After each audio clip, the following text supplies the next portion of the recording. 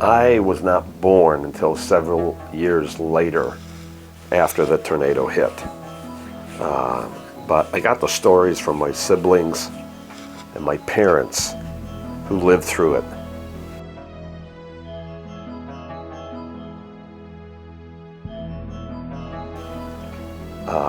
About how they hid in the basement. I heard these different stories growing up. But it wasn't until the mid-90s I came across some old newspapers in a garage. And right there on top was the Cleveland Press edition of the next day after the tornado. And it had a photograph of the actual twister that somebody photographed out by Sandusky. And the caption said it was in the actual photograph of the tornado that hit Cleveland. So that's when I realized I had proof that these stories that I heard about the Wizard of Oz tornado visiting our neighborhood really happened. So ever since then, I've always been fascinated by it. Especially the only thing I ever seen of a tornado was when the Wizard of Oz broadcasted the movie on television for the first time.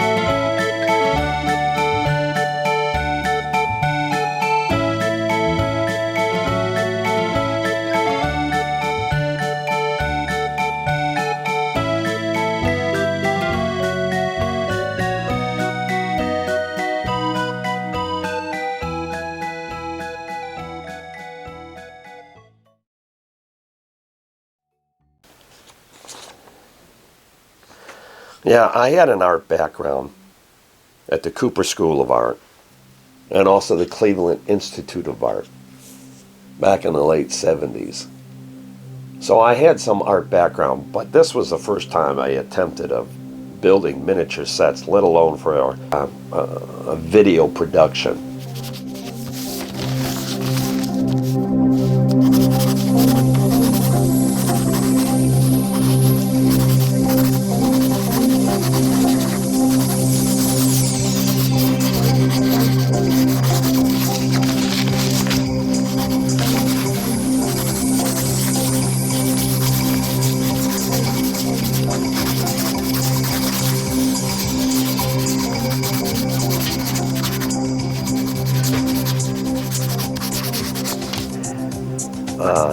Around that time, I started to do a lot of research.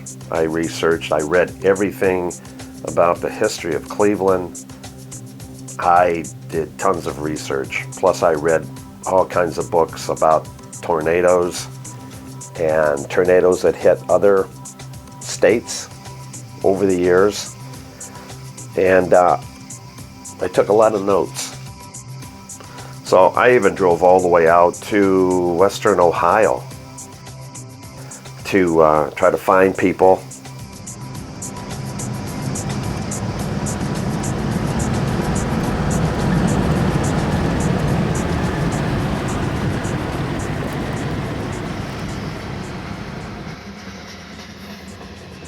Stopped at the library at Deschler, which is where one of the first tornadoes that day hit, to find out what information they had. Okay. Okay, this is wrong on the back of that Yeah, one she then. said family of 4, but this is Yeah. family of 4. And that, I don't But think these- was written on back by him. I think maybe my brother had written on the back of those And pictures. me and my assistant at the time, you know, we even found some mistakes. They had one book that mentioned that tornado. And it was interesting because my assistant discovered that they had the wrong date. What's this? This is a history book. Oh, and that's the picture. There's a picture. There's a discrepancy here. This says June 1952. She even confirmed that was a wrong date in the history books. It should be June 1953. And so that sort of told me that my research was paying off, that we're actually finding mistakes in books that are already written about the subject that were off.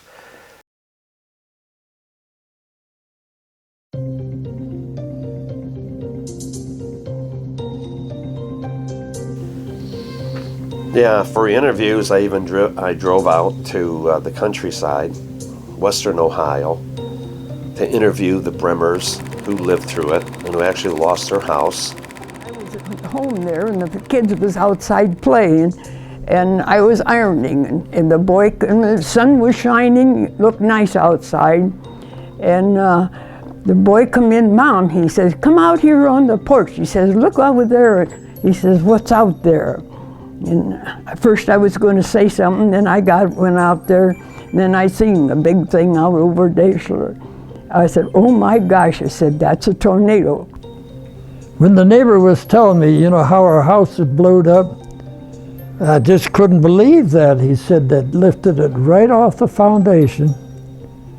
And he said when it got about so high, he said just blowed up, just like was dynamite in it and had blown it apart.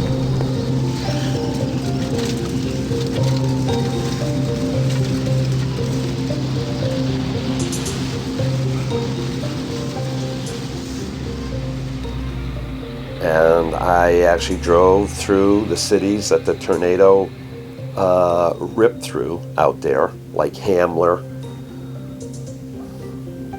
and Signet.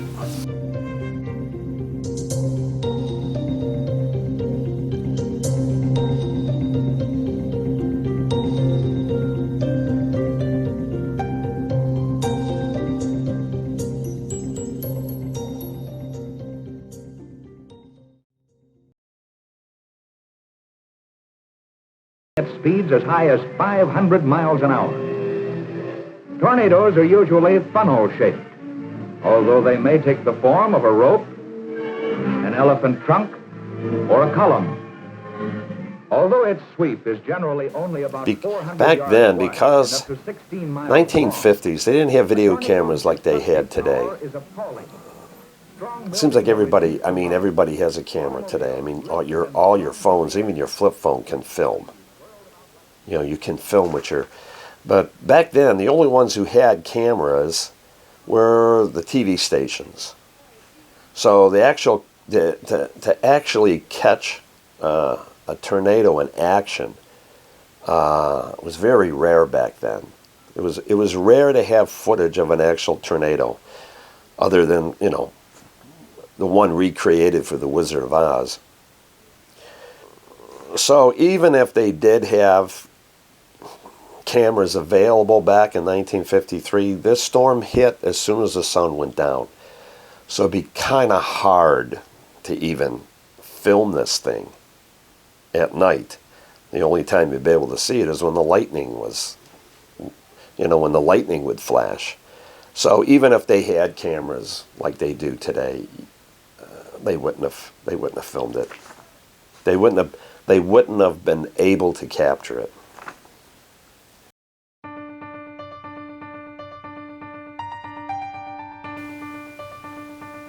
My first attempt to recreate what happened back in '53 was I started out with store dollhouses. My niece, she's older now at the time, but she had a dollhouse. She still had a dollhouse when she was a little girl, and I used that to do test footage to, you know, to try some special effects.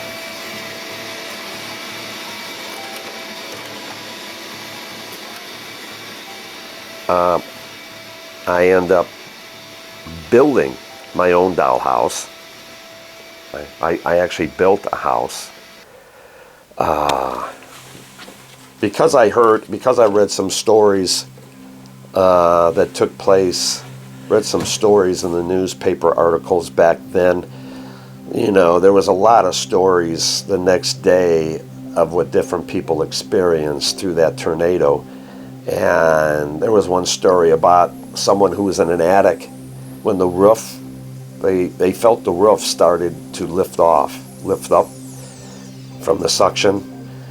So for one of the scenes, you know, I built a dollhouse just to film the attic. I created an attic, and I did some effects with the roof actually blowing off and stuff, test footage.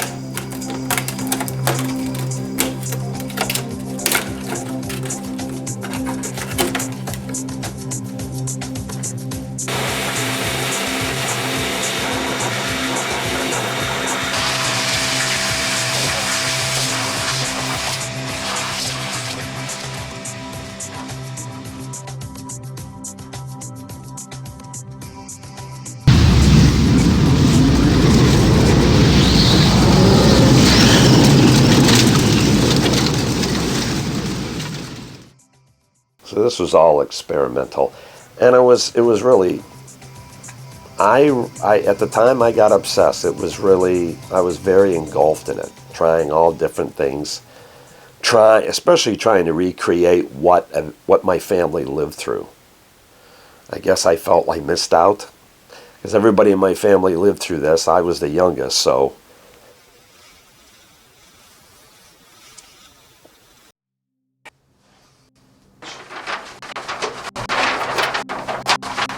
For interior and exterior scenes of the houses in that time period, I contacted master carpenters to find out how a house back then would look and what was used in constructing a house in the early 1950s. I do not want that billboard there. I don't want I it told there. you that's it's right on the print. See right here in the print, it's right there. No, I want it moved. I want to be able for it to blow down. This would include research on wallpaper and things like that for realism. This page. Look at that. This is what we got going on. I talked to mechanics, people that knew about automobiles, especially automobiles back in the 50s, to find out which type that were most common that would be found on the streets back in the 50s in Cleveland.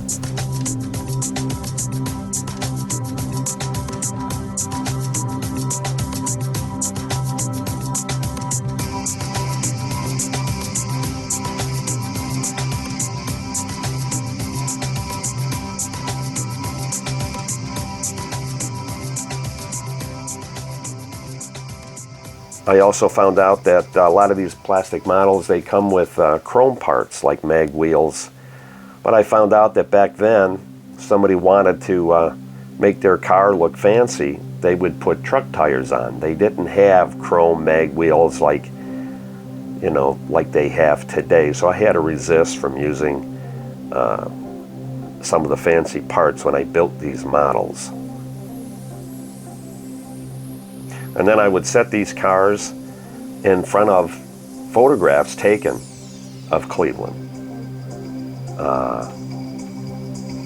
for effects.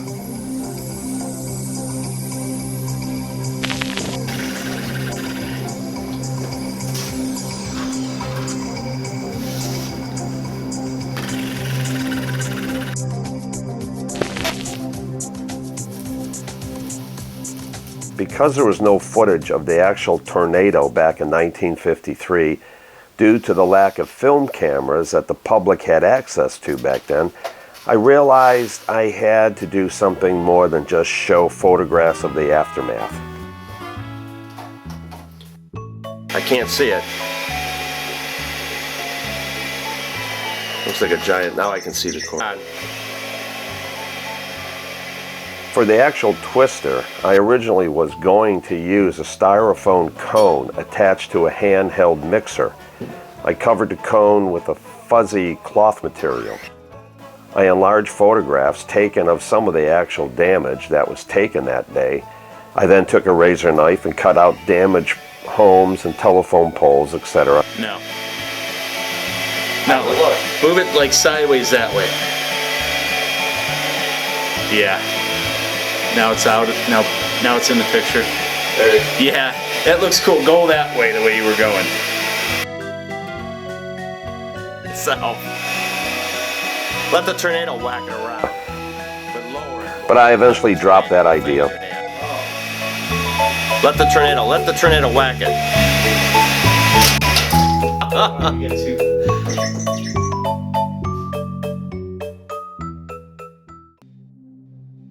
As for the landscape, at first I used miniature trees and bushes that came with the HO set. However, I found these trees did not blow in the wind very realistically because they were hard plastic. I then thought of inserting a spring in the center of these plastic trees for them to bend a little when the wind blew, but it came across like plastic trees moving with a spring in it. I eventually found some items at a fabric store. They were like flimsy weeds that you would mix with plastic flowers to give the impression of freshly plucked wildflowers from the woods. I then attached them together at the base to resemble trees with many branches. These moved more freely than the solid plastic trees. For the telephone electric wires, I use black thread. For transformers blowing up, I use wicks from firecrackers, which I would light. Some of the wicks I put inside some of the miniature models to resemble electrical shorts inside the homes.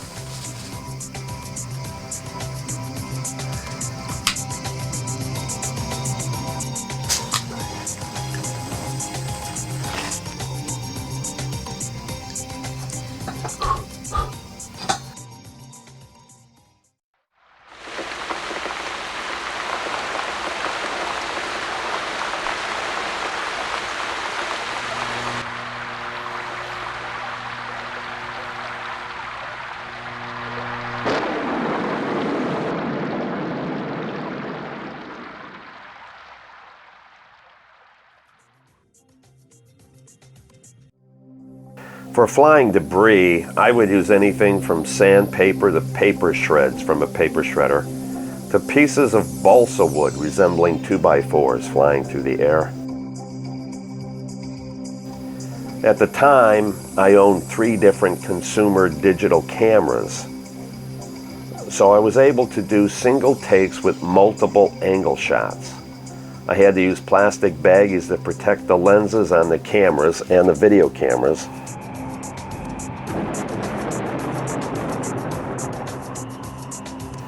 I had to say this was the most fun I had while producing the documentary. Even though it took me a lot of time and patience setting up each shot, I really enjoyed destroying them.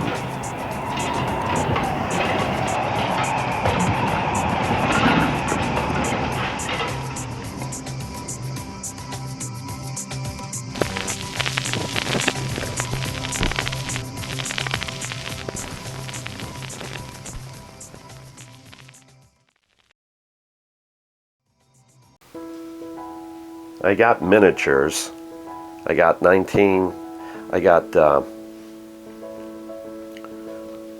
started the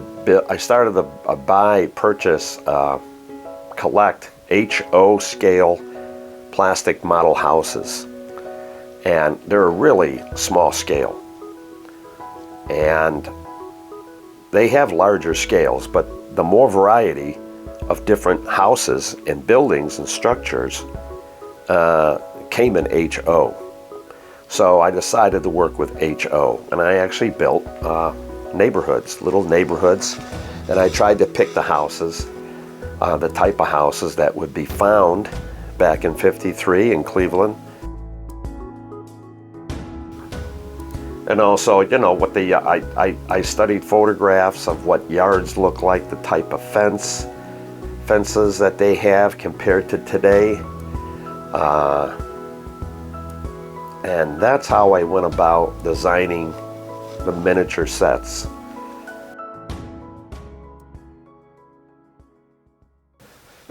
I also, when I built these miniature sets, I would arrange for certain, I I built these models for certain sections of the house to blow off when the winds blew, when I used the shop vac and blew the winds. I would also attempt this with some of the house models. They came with the shutters to capture as much realism as possible. So I would arrange for also doors. I would cut doors out and then attach them with Scotch tape on the one end. So when the wind would blow, they would flap and move like a real door. For the windows, for the curtains, for the miniatures, I actually used 1-ply toilet paper. You know, I would take the toilet paper and peel it in half, make it extra thin, and I would tape that over the inside of the windows. And I wouldn't put the plastic on the windows so the wind could blow and these curtains would move. When I would build these HO models for these parts of the building and parts of the roof of the house to come off, instead of it blowing off and revealing just an empty black space, I would take balsa wood and I would put glue pieces in to resemble, you know, joists and trusses. So when the roof blew off, there you could see wood there to make it more realistic instead of just a piece of plastic falling off and there's a black empty space looking inside this plastic model.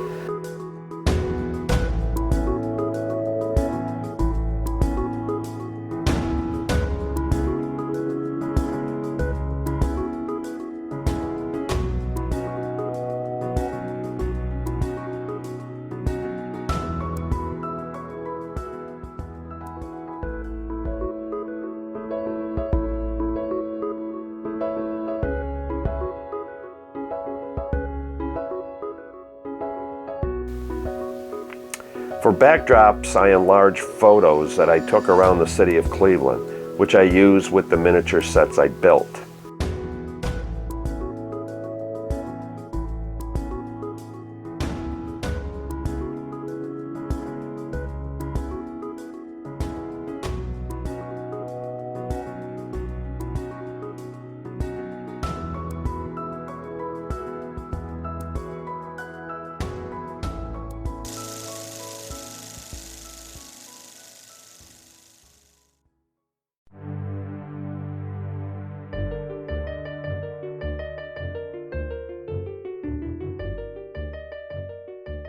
So I would actually build these rooms out of foam board so I can film interior shots when the winds hit. And I would decorate them according to, I went by photos, what kind of wallpaper they had back then, you know, what kind of stuff would be found in a house in 1950. A lot different than today.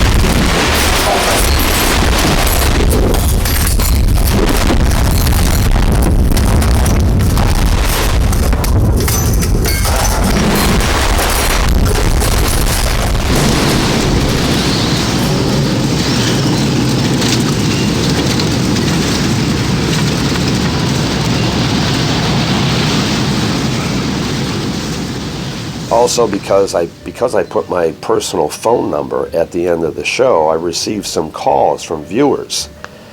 And this one person who called said he's heard about these stories about this tornado from his grandparents who are no longer living. And when he saw the documentary, he was shocked that there was actually video footage of the actual tornado taking place. And I didn't have the heart to tell him at the time that that was all recreated. He thought he was talking to somebody at the TV station, and he didn't realize he was actually talking to the producer. The response, when the video first aired on the public access channel, the local newspapers got wind of it and contacted me for an interview. So when they interviewed me and about this documentary that I created on the front page of the Sun Post.